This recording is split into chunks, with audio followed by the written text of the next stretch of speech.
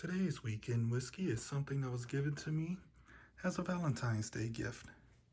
As you can tell, this is from the Traverse City Whiskey Company, a place that I actually went to while we were in Traverse City.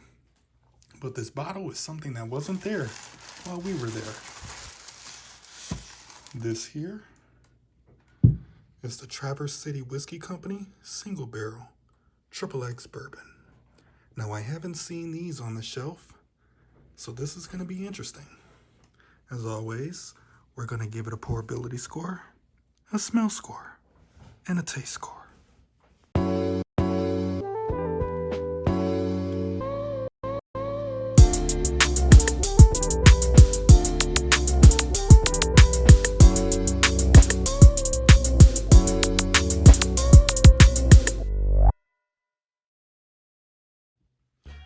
Okay, so as always, we're going to start off with the pourability score. But first, we're going to hear that cork. Kind of a basic cork. I'm going to really start giving corkability scores, and because that one wasn't that impressive. Now let's look at the rim and see how this pourability is going to go. Rim is kind of thick, but I think we'll get a decent dribble out of it.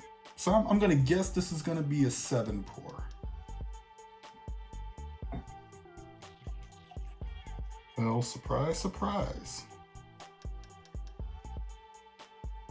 Pretty good pour, no dribble. So I'm going to give the pourability on this one a 10. Now actually, let's redo that. My hands are wet. So we're going to give it a 9. It dribbled a little bit. See, it's the invisible dribble. So we have a pourability of a 9. Let's move on to the smell. Now this smell, nothing really jumps out at you.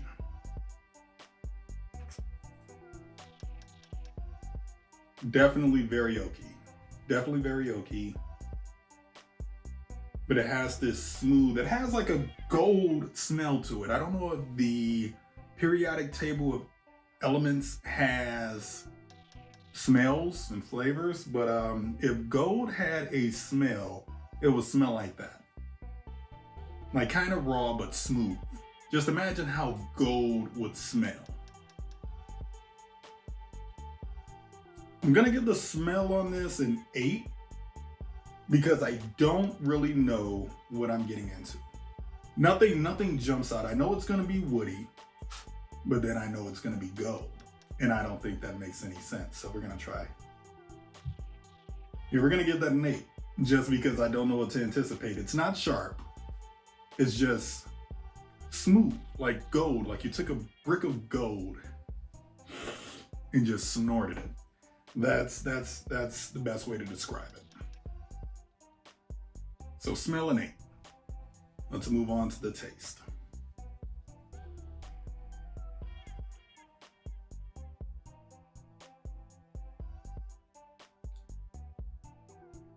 Okay, so you definitely get like a perfect mashup of woodiness and spice. So it's not too spicy. It's like every time you think the spice is about to jump out, you get a little bit of oakiness. So it balances really well. And then the aftertaste is more of a cooling than a bite that you get with a lot of whiskeys. You know, sometimes you'll get the taste and it's just like that initial taste is like, ooh, that's spicy. Then you take it down and then it's just kind of like more spicy on your tongue after the fact. This is not that. It just goes away. It washes away really well.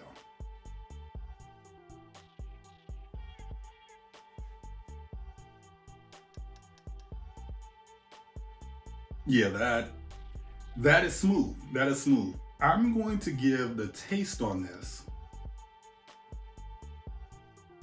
Let's see. I won't give it a 10 because it doesn't have like a specific character to it. And then it's like, is it a taste? It's not sweet, and the spice isn't an identifiable spice. The best way to describe this is, say for example, you just had drywall, right? You had drywall and you had scented paint, and you painted a bunch of layers of scented paint. So you had some paprika, you had some cayenne pepper, you had some cinnamon, you had all of the flavors. And then you bit it with all those layers of flavored paint. You bit it, and you'll be like, okay, I can taste the flavored paint. I can definitely taste drywall. It's not delicious. It has character. It's not delicious, but I know what it is. So, yeah, I want to give it, but it is something you could drink. Like, this is definitely something you could just sit and drink. So I'm going to give the taste on this, I'm going to give it an 8. I think I'm going to give it an 8. Specifically, again, my 10s, like the smell on it has to match with the taste on it. That's what I'm always going to give a 10, where I know what I'm expecting. And then it's not a 9 because, again, it's not like a flavor. Like, I wouldn't be able to pick this out of a lineup. Like, oh, that's Traverse City Whiskey Single Barrel XXX Bourbon. I wouldn't be able to pick it out of a lineup. Like, it would just kind of go into just the mix. It'll just be like, okay, it's good, I can drink this, but yeah, no character definition to it. So let's get into the story of how I got this. So this was actually a Valentine's Day gift from the person you can't see on this one, but you can see on that there is a camera person. Is there a camera person there? Can you move it up and down? Okay, so yeah, she's over there giggling. But this was a Valentine's Day gift. And the thing that I like about Traverse City Whiskey, we actually went up to Traverse City and went to the actual distillery and tasted a bunch of different whiskeys. I believe while we were there, we had like the cherry, and then we had like the basic stuff, but we didn't get into anything super crazy. But the distillery was like really cool. We sat outside and drank, and this is during the height of COVID. So we're out in these little bubbles drinking, but it was an all around good experience. So I always try to get Traverse City Whiskey Company whiskeys whenever, I'm just looking for something general. And this right here is something you could definitely keep on deck. If you're trying to impress somebody, I wouldn't say to get this. This is definitely not gonna, jump out at anybody like, oh, this has a specific character to it. This is just something like, okay, you want something good, you want something decent. It probably mixes well with everything. But yeah, it's definitely something you can drink, something you can just sip on all night and to get you to where you need to get to, because it is a 95 proof. So that means it has a little bit of kick to it. Obviously not as much as 100, 110, but it's gonna do a little bit more than an 80, 86, So yeah, I would definitely get it. I do know they have another XXX bourbon that I've had before, and I think the bottle is more black than gold, so I'm not sure if this is a special edition. I don't think that one was single barrel. I could be mixing it up, but I think they do have a label where this is flipped. And I did have some of that before, and that was usually the one that I bought whenever I got Traverse City Whiskey, because they do have the flavors, the peach, the cherry, but I try to stay away from stuff with flavors in it because for whatever reason, flavored drinks give me headaches. So yeah, so that's that. So yeah. I feel like you're trying to say that whiskey's not that girl, and it is. Huh? It's not. I mean, it's just. I don't know if it's special edition. It is.